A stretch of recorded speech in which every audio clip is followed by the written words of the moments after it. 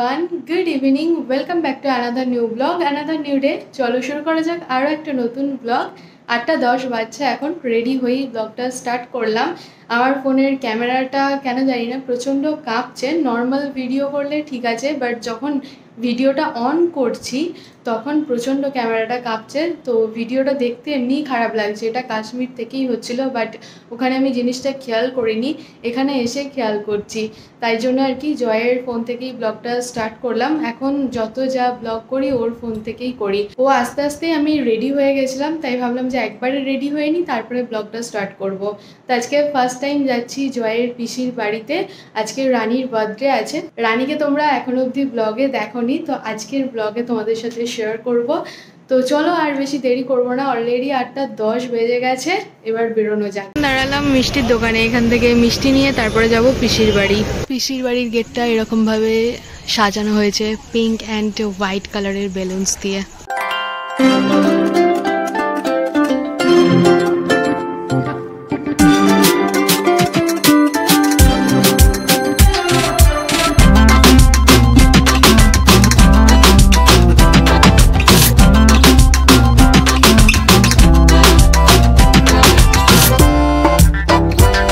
আমরা গিয়ে পৌঁছালাম 8:40 কি 8:45 নাগাদ। গিয়ে দেখি তখনও কেক কাটা হয়নি, সবাই তো আসেনি, সবার জন্যই অপেক্ষা করছিল। তো এটা রানীর 5 বছরের জন্মদিন সেলিব্রেট হচ্ছে, একদম ঘরোয়াভাবেই সেলিব্রেট হচ্ছে। তবে ব্যাকড্রপটা আমার খুবই পছন্দ হয়েছে, সিম্পলের উপরে, মানে ছোট্ট জায়গার মধ্যে সিম্পলের উপরে খুব সুন্দর সাজানো হয়েছে। ওর ফটোগ্রাফারও ছিল, তো ওর বিভিন্ন রকম পোজ দিতে বলছিল।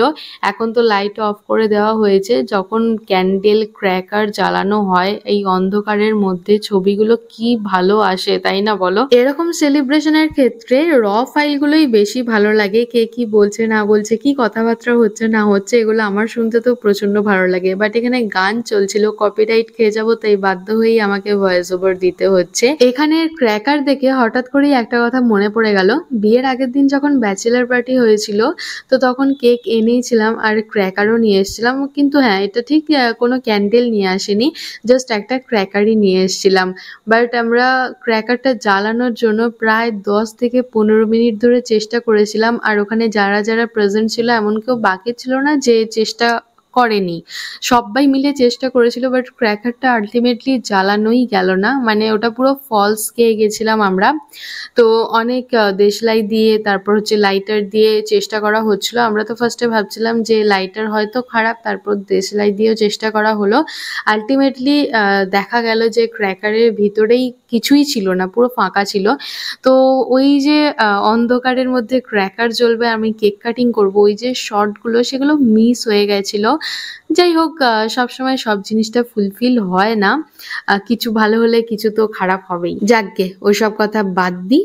এদিকে দেখো রানী কেক কাটছে আর ওর বাবা মা ওর হাতটা ধরেছে। রানী হচ্ছে পিসির নাতনি, আর পিসির বাড়িতেই ওর 5 বছরের জন্মদিনটা সেলিব্রেট হচ্ছে। সেই দৌলাতে এই প্রথমবার আমার পিসির বাড়িও আসা হলো। ওদের সাথে আমার দেখা হয়েছিল সেই আমার বিয়ের সময়, বিয়ের দিনে আর রিসেপশনের দিনে।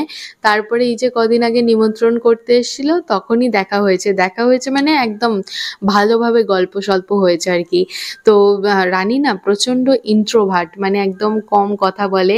তো আমি অনেক বকর বকর করে ওর সাথে বন্ধুত্ব করেছিলাম। ওর বাবা মা আরো কয়েকটা জায়গায় নিমন্ত্রণ করতে গেছিল, তখনও আমার কাছেই ছিল। তো ওর বাবা মা আসার পরে ও বাড়ি যেতেই চাইছিল না। ইভেন এরকমও হচ্ছিল যে ও উঠোনে বেরোচ্ছিল, বেরিয়ে আবার ছুটে ঘরে চলে আসছিল। মানে লিটারালি হেভি মজা লাগছিল আমার জিনিসটা দেখতে। বাট সেদিনে আমি কোনো শর্টস বা ব্লগ কিছুই বানাইনি। যদি বানাতাম না, ওর কীর্তিকলাপটা তোমাদের সাথে শেয়ার করতে পারতাম। এটা হলো রানীর বড় মাসি, মানে আমাদের বর্দিরও কিন্তু একটা ইউটিউব চ্যানেল আছে, আমি লিঙ্ক ডেসক্রিপশনে দিয়ে দেবো, অবশ্যই চেক করে নিও। সন্ধ্যাবেলা স্ন্যাক্সে ছিল ভেজিটেবল চপ আর কোল্ড ড্রিঙ্কস। প্রায় 10টা বাজতে যাচ্ছে, তাই ফার্স্ট ব্যাচ বসে পড়েছে। এখানে আছে বর্দি।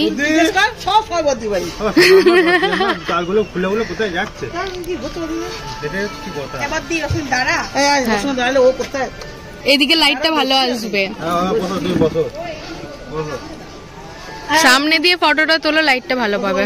এখন রানী বর্দির সাথে ফটোশুট করছে। যেখানে ব্যাকড্রপ হয়েছে ওখানে তো খাওয়ার টেবিল দিয়ে দেওয়া হয়েছে, তাই ওখানে আর ফটো তোলা যাচ্ছে না। ওইদিকে পিসি আর রুদ্রদা, মানে আমাদের বড় জামাইবাবু দাঁড়িয়ে আছে। হাই করো। বর্দিও ব্লগ করে, চ্যানেলের নামটা বলে দাও।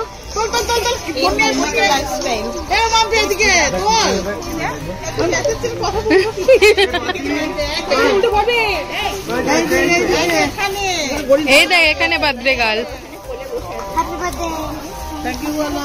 এখানে আছে মন্দি, বার্থডে গার্লের মা। ও মন্দি, একটু হাই করো। এখানে আছে রাজাদা, আর এখানে এখন খাওয়া দাওয়ার অ্যারেঞ্জমেন্ট চলছে। না ভিডিও। ব্যাকড্রপ তো বুক হয়ে গেছে, তাই দিদা নাতনির ফটোটা গেটের সামনেই তোলা হচ্ছে। এই যে বার্থডে গার্ল ক্লান্ত হয়ে গেছে, সুন্দর করে সাজুগুজু করেছিল কিন্তু এখন লিপস্টিকটা উঠে গেছে, তাই না? লিপস্টিকটা ও কেক খেতে গিয়ে খেয়ে ফেলেছে, তাই তো? আমাদের বাড়ি আবার কবে যাবি? আমাদের বাড়ি কবে যাবি? আজ যাবি না? তাহলে দোলনাটা কে চলবে? দোলনায় চড়তে হবে তো পরে। আর ওর সাথে আমার ভাব হয়েছে, ও যেদিন আমাদের বাড়ি গেছিল সেদিন ওকে আমি দোলনায় দোল দিয়েছিলাম, ওই জন্য ওর সাথে আমার ভাব হয়েছিল। এত সুন্দর করে কে সাজিয়েছিল আরেকবার বলে দে। একটুখানি উঠে বস, নাহলে গড়িয়ে পড়ে যাবি। ওর ড্রেসটা দেখো কি সুন্দর। হ্যাঁ বন্ধুরা এখানে খাওয়ানো হচ্ছে। না না খাওয়ার কথা বলতে হবে না। Light camera action.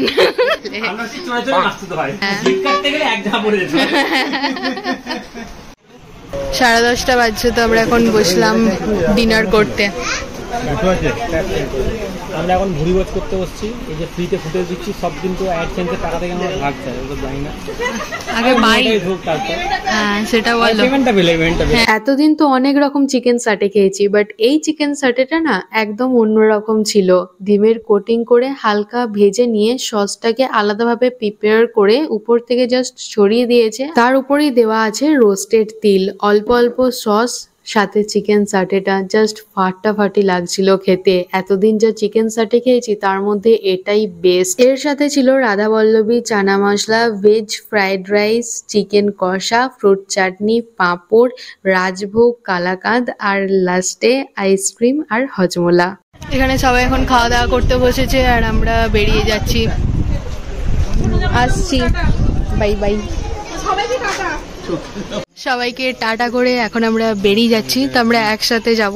এখানে বর্দা ভাইয়ের জন্য একটা ওষুধ নিতে হবে, কোথায় ওষুধের দোকান খোলা আছে সেই নিয়ে এখন ডিসকাশন চলছে। আমিও তো বললাম মেড প্লাসের কথা।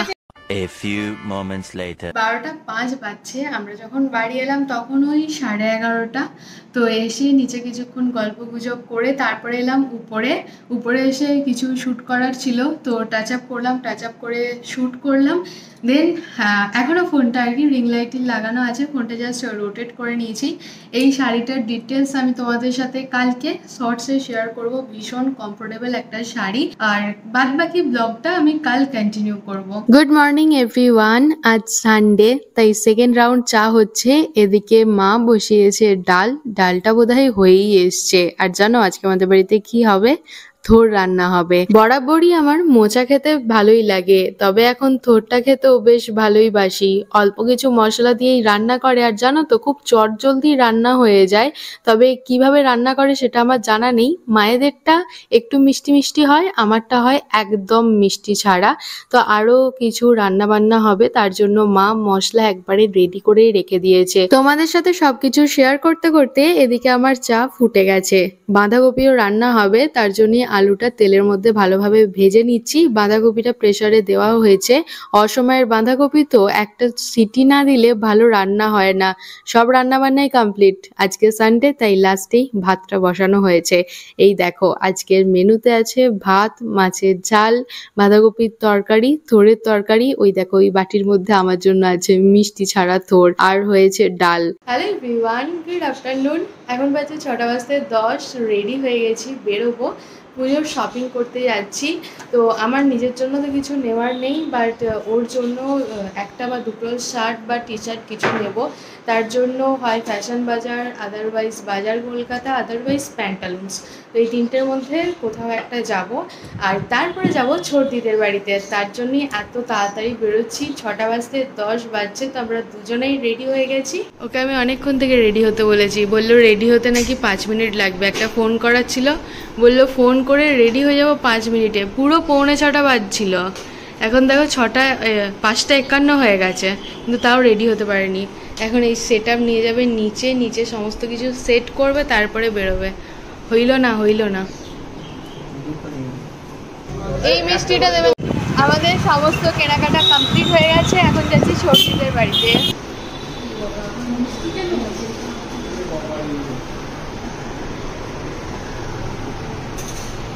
একটু আগেই বেরোলাম ছোটদিদের বাড়ি থেকে।